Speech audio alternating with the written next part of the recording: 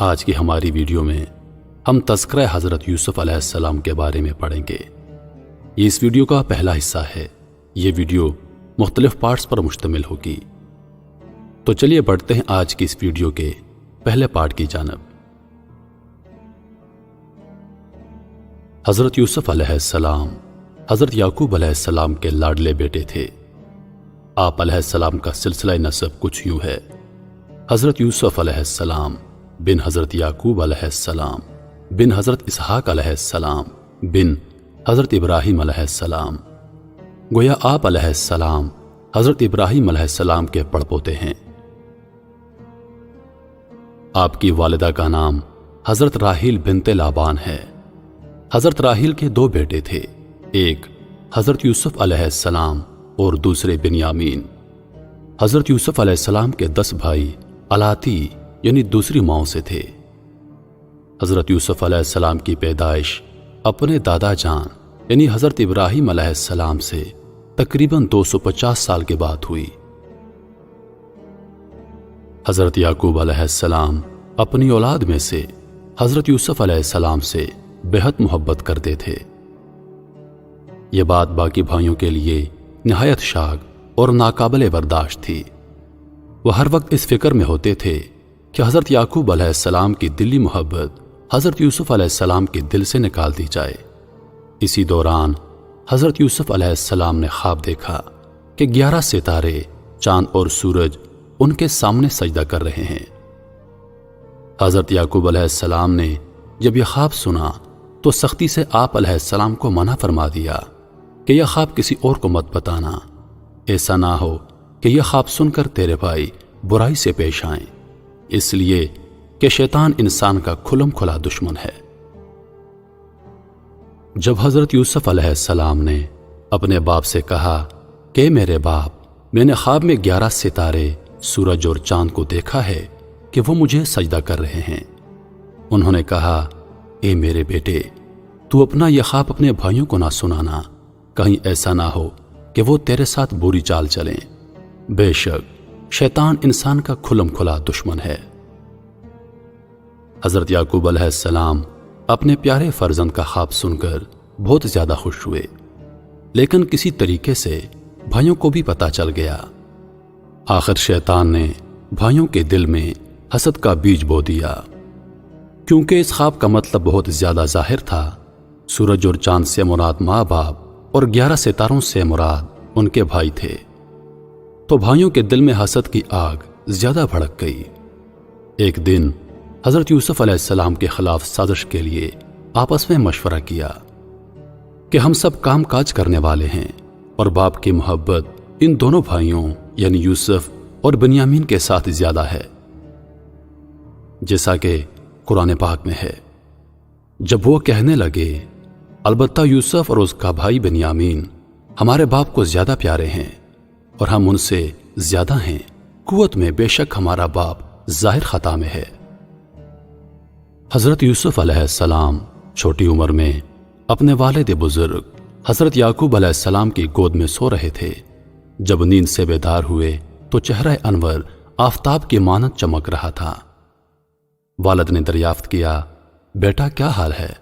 فرمایا، والد محترم، میں نے عجیب و غریب خواب دیکھا ہے کہ میں ایک پہاڑ پر ہوں اور اس کے ارد گرد پانی رواں ہے، بہت زیادہ سبزہ پھولوں کے سبب ہے، گویا ایک گلستان ہے۔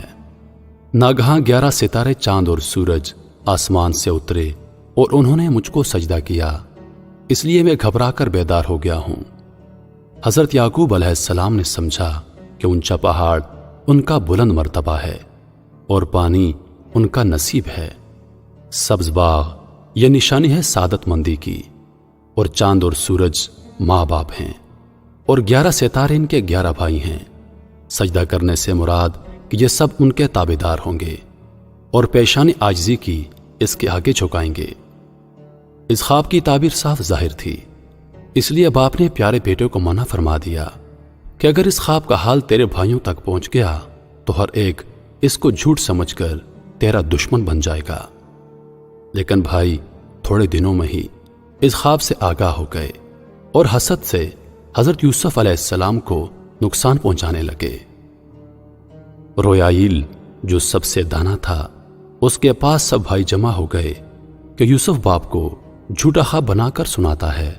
اس نے کہا، ایسی صورت جھوٹ بولنے کے لائق نہیں ہو سکتی، یقیناً اس کا ستارہ بلند ہو جائے گا۔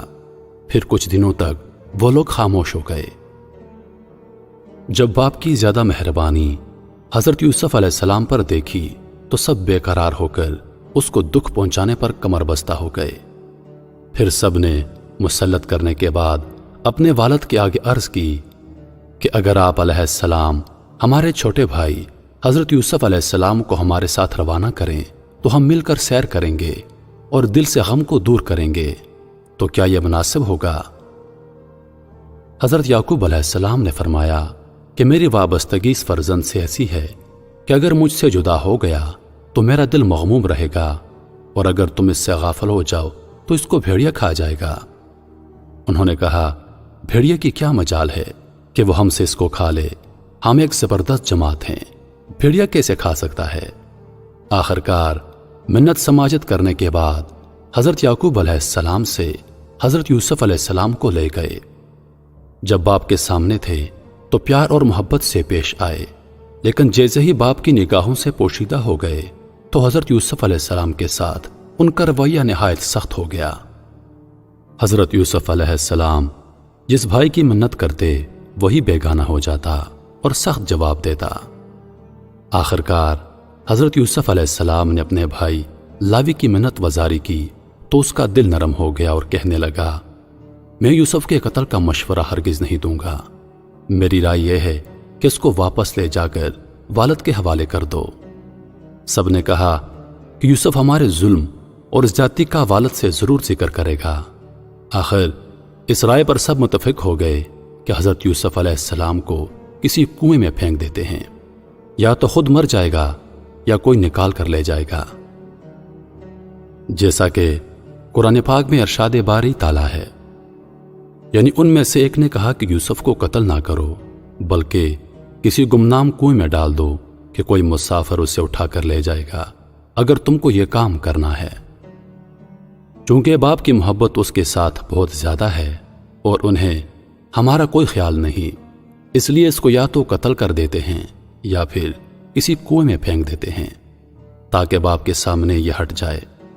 پھر باپ کی توجہ ہماری جانب ہو جائے گی اور پھر ہم سب توبہ کر کے نیک بن جائیں گے۔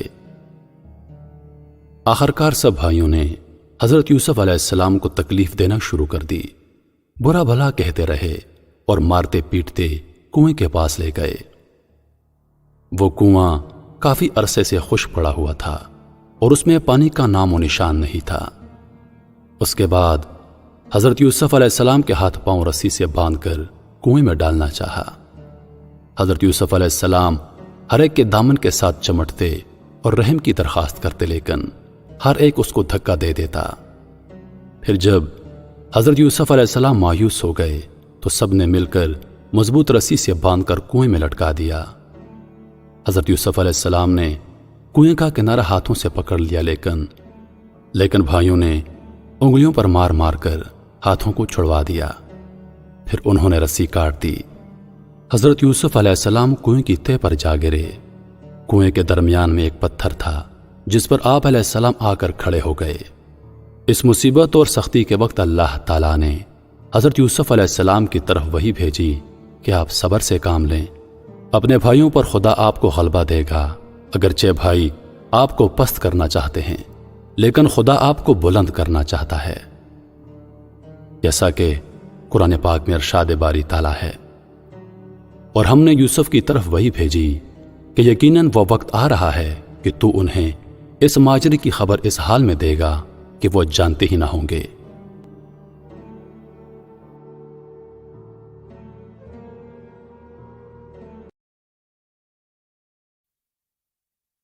دوسرا حصہ جلد آ رہا ہے۔